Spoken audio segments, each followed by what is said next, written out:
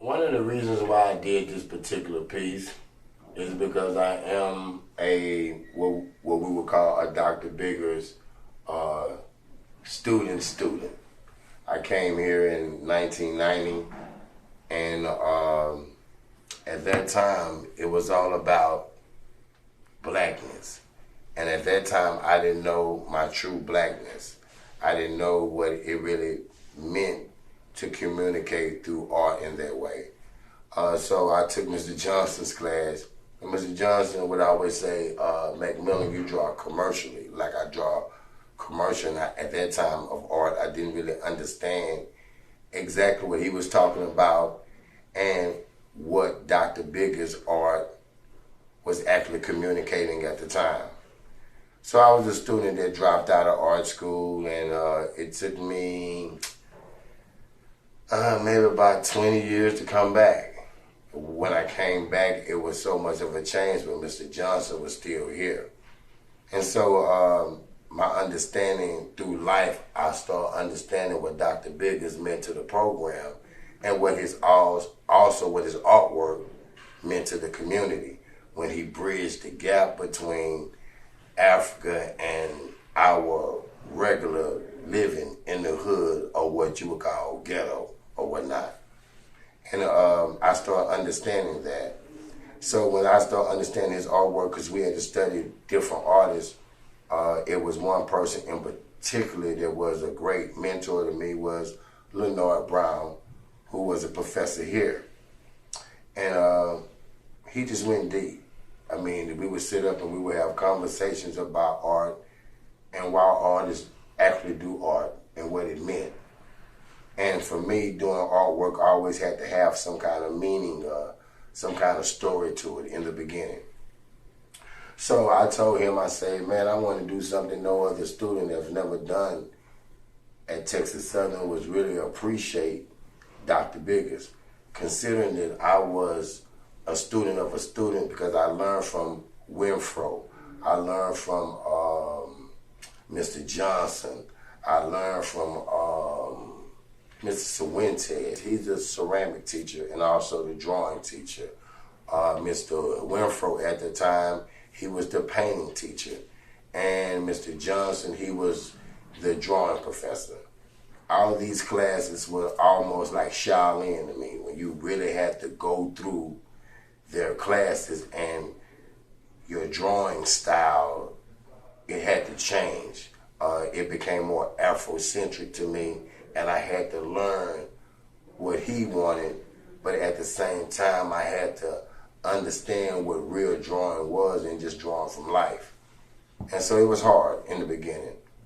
So after I went full circle from the streets all the way back to school, then I met Mr. Brown. Mr. Brown, like I said, we've had a number of conversations, and it was like, I can take the art there, especially if you have the talent. So he was telling me about my masters and everything about art that I need to be doing and getting a portfolio together. So getting back to this particular piece.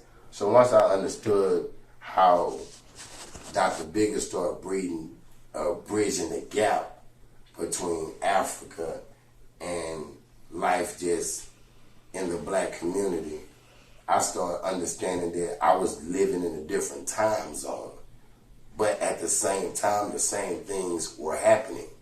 So once I started understanding, I say, Dr. Biggers' story was that he actually came down here because he wanted to learn and do murals. And so I looked at him and was like, wow, what your powerful thought is to just come down here and just say, okay, I'm just going to put my artwork all over the walls. So then I looked at a picture that one of my art teachers had of Dr. Biggers, and when I'm looking at it, I said, you know what? I said, I'm going to draw a picture, and it's going to be about him, but it's going to be about me as well, just being a student that has been just drifting through art for a very long time. So it started off me doing Dr. Biggers and me also understanding what he created with the Dr. Biggers Art School, giving the blacks, Americans, opportunities to be an artist and also to live as an artist. And I looked at that and I say, wow, he's created a legacy. So I put the legacy behind it.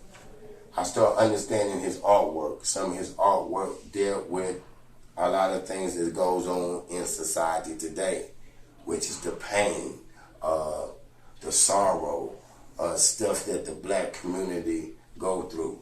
So I did this side, looking at his artwork and trying to mimic some of the things that he was drawing at the time. And I did this side because it shows the pain and what the people at that time that was going through.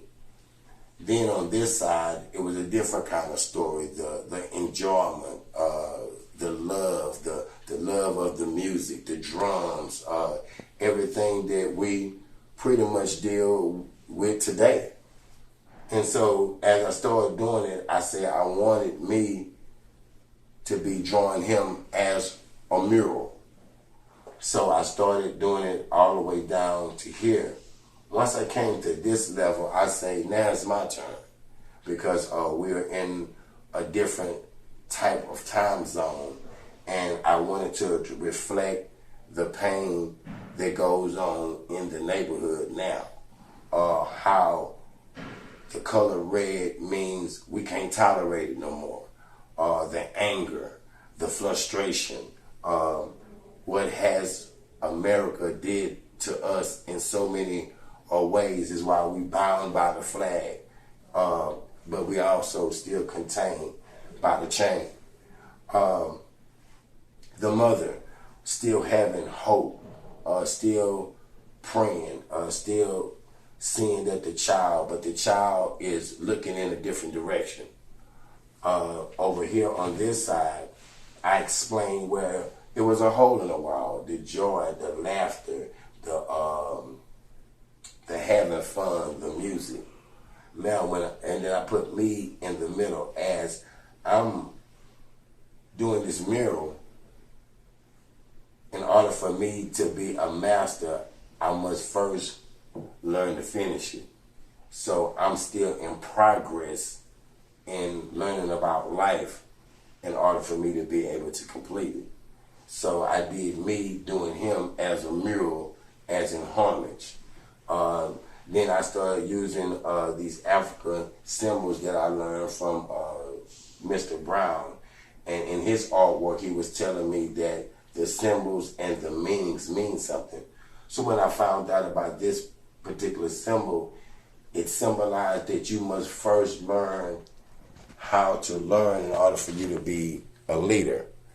And once that happened, I said I'm in a process of still learning.